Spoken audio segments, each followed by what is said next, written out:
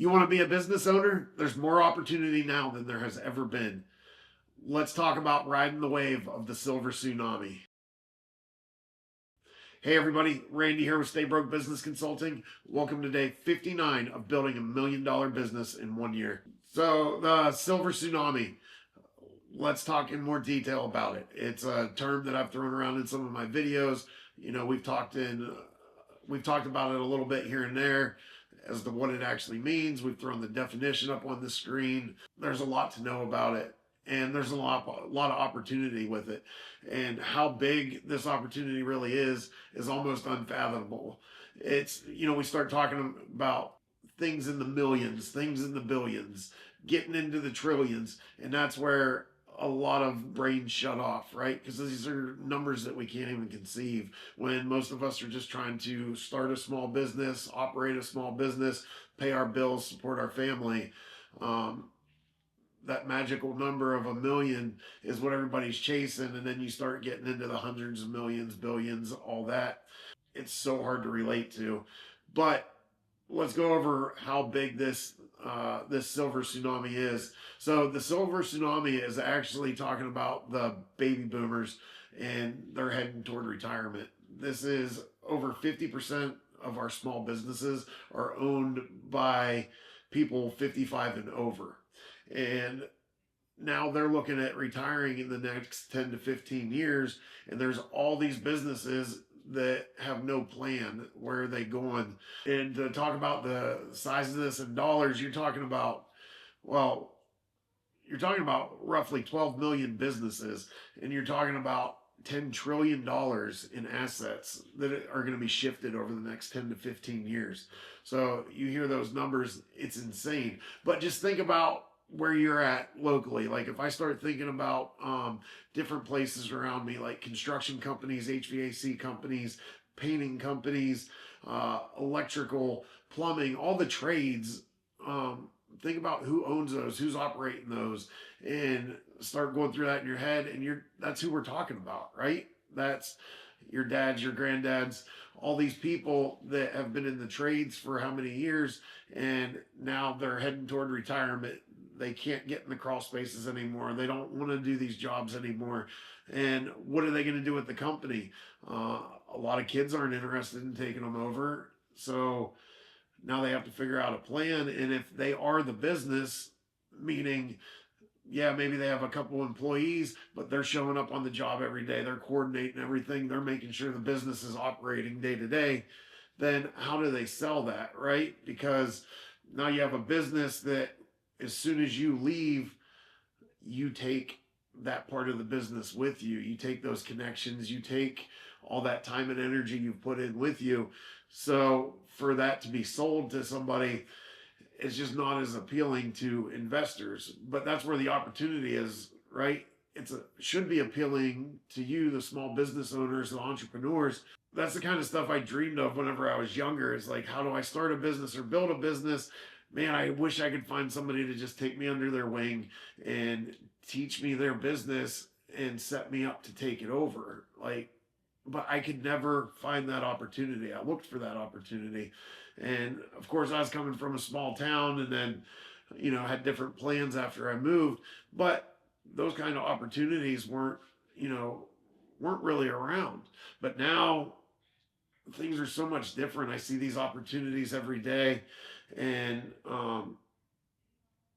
you have the big businesses that are set up, that are really successful, the HVAC companies that opened, 3 locations, 5 locations in multiple states.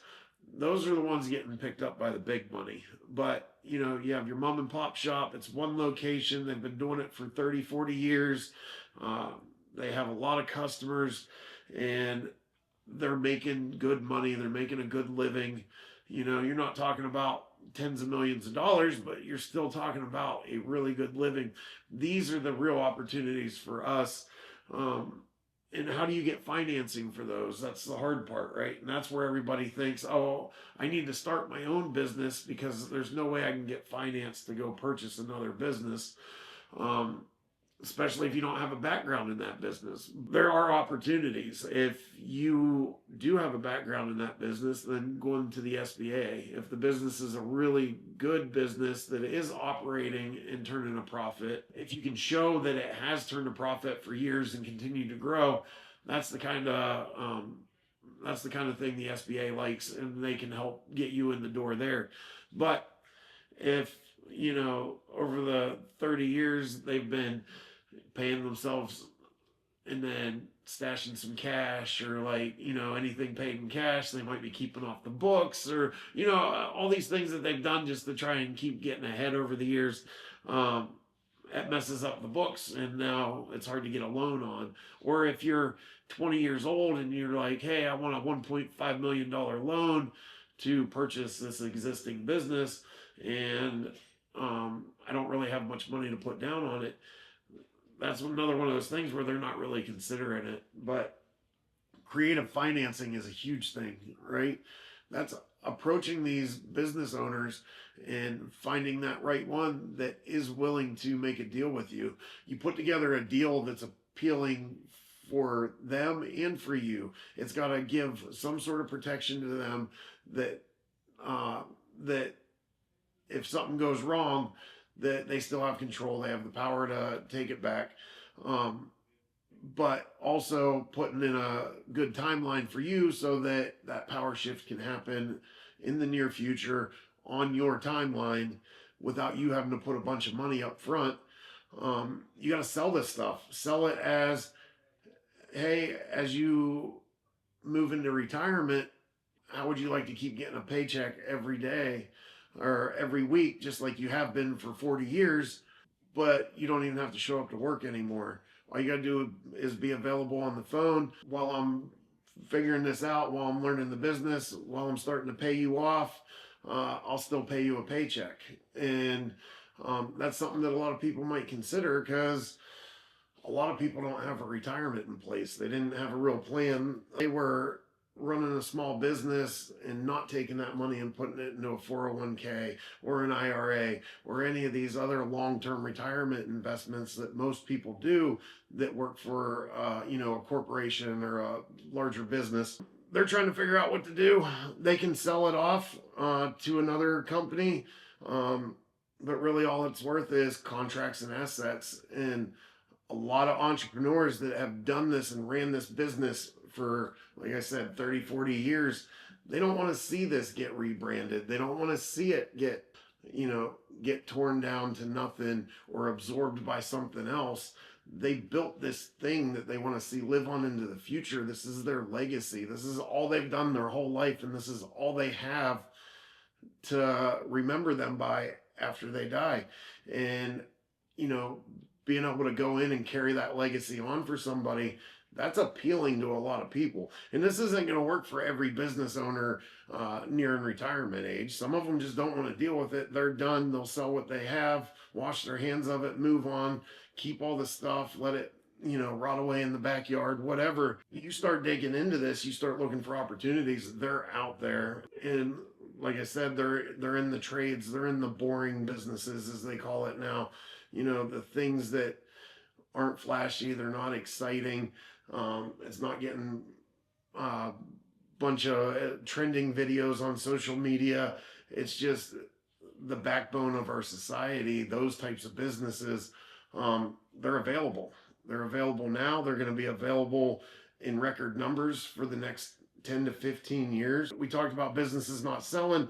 70 to 80% of small businesses that go up for sale never sell, often because the owners haven't prepared them for the transition. And that's what we're talking about. And that's a service that we're offering. So if you're on the other side of this and you're a boomer looking toward retirement, and you want to be out in the next 5 to 15 years, and you don't have a plan and you don't know what that transition is going to look like, that's what we're here for. We can come in, help you get this thing set up, the policies, procedures put into place, invest in the right parts of the company, get it ready for a transition, get it ready for a sale, get it ready for a takeover, get the most money out of it, and ride off into the sunset, into your retirement, and actually enjoy it, because you have some money in the bank and you're not having to go be a greeter at Walmart into your 70s and 80s just so that you can pay your mortgage. These are the kinds of things that we want to help eliminate, right? What are some other big talking points on this? Purchasing an existing business is significantly more likely to succeed than starting a new business. I think at at your 5 or 10 year mark, 65% of existing businesses that were purchased succeed. Whereas by the time you get to 10 years as a new operation, you're down to like, I forget what it is, 25%, 35% success rate. Like, it's terrible. Um, so the opportunities are out there. You really have to look for them. And how do you find these opportunities? You start networking.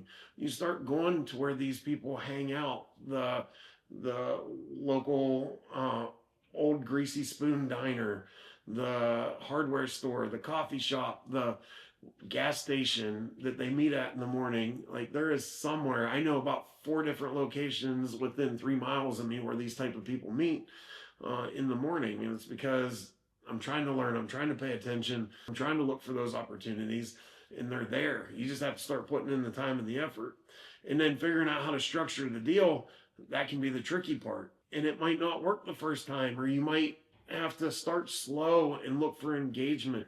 Put a bunch of irons in the fire. Start talking to 10, 15 different people that have businesses that you'd be interested in taking over, and slowly work at that. See which ones seem like a legitimate opportunity or option, and then start moving more towards those, spending your time with that, and finding out what's important to the owner. If it's money, then it might be a harder deal to make. But if it's security and time with their family, if it's legacy, if it's any of these things, those are the ones that you need to go after, because those are the ones that, if you're willing to do the work, if you're willing to do what it takes to keep it operational, if you're willing to show them and prove to them that you're somebody that can be relied on, then there's a real opportunity there for you to be the one that carries on their legacy. So, Silver Tsunami, it's a big term. You're going to keep hearing it more and more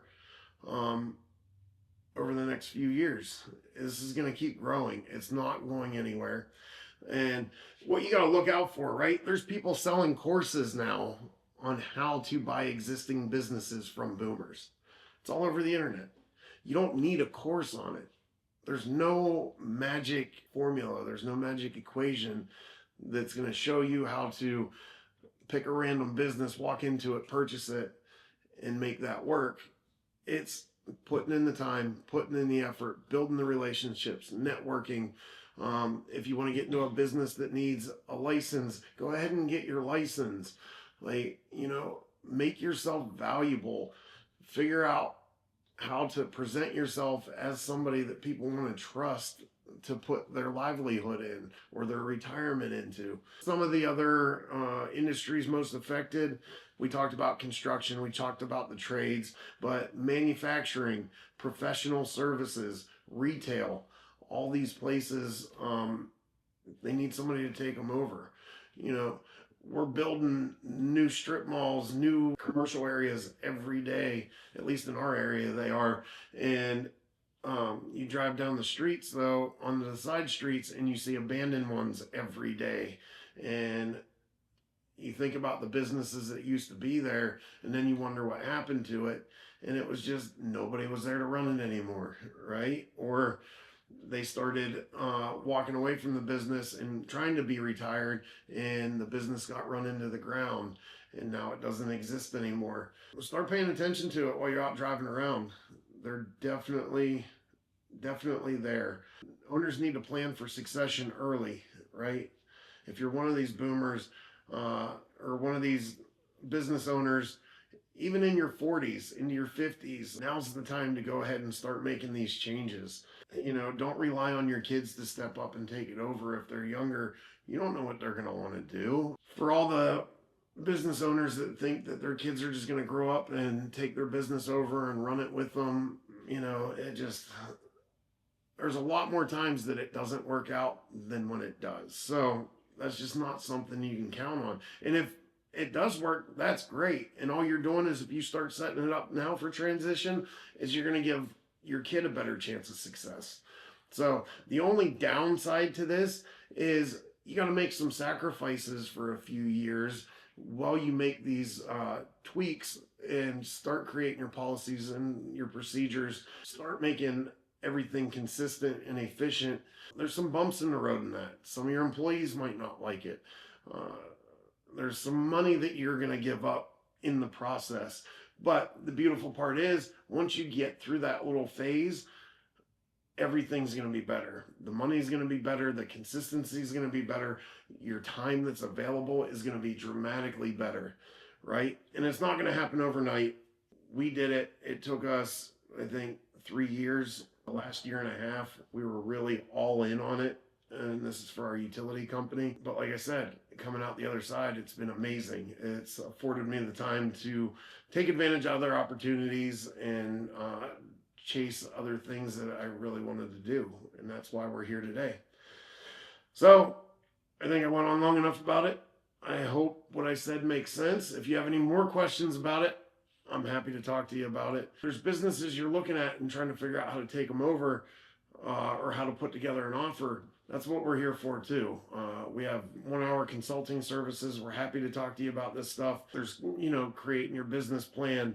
There's looking for inefficiencies in these businesses. You really want to find one that you can go in, make a couple tweaks to, and increase revenue, whether it's by adding, social media to it, or adding more employees, going after a different type of customer that's not currently being looked into, or that you're not accommodating. Those are the types of businesses you're after. Also, your due diligence. If you are looking to purchase a business, an existing business, don't take their word for it. Don't believe anything that's said. Find out for yourselves. Do your due diligence. We talked about it when we did the Wash World interview, and how much he did for his due diligence. It's something that we talk about in a couple other videos. It's a service that we offer. But even if you don't want to pay somebody for it, take the time to do your due diligence. Get the proper legal paperwork in place. That's a struggle with some of the older generation. They don't like to do some of the paperwork. They don't like to make things official. They're good with a handshake deal. But what that does is that gives them control. That gives them the ability to walk away. That gives them the ability to change their mind at any time. Follow these steps. And I'm speaking from experience, 110%. Do the things in the right order. Get your documents in order. They don't cost that much. And then do your due diligence. Go through their books. If you're not a financial guy or girl, if you're not into finances, get somebody that is. Have them comb through the books. Look for the real numbers. Look for the real inefficiencies. This is super important, and this is definitely something we can get more into detail about later. We'll bring Jen in on that conversation. This is her specialty, but the due diligence is super important. All right, so if this is something you want to learn more about, want me to talk more about, or talk about specific industries, or get into more detail on a specific thing that we covered today, let me know. Drop a comment, like, follow, subscribe. I'm going to keep trying to put out videos like this that will hopefully be useful and help somebody. Don't miss a thing. And as always, stay broke.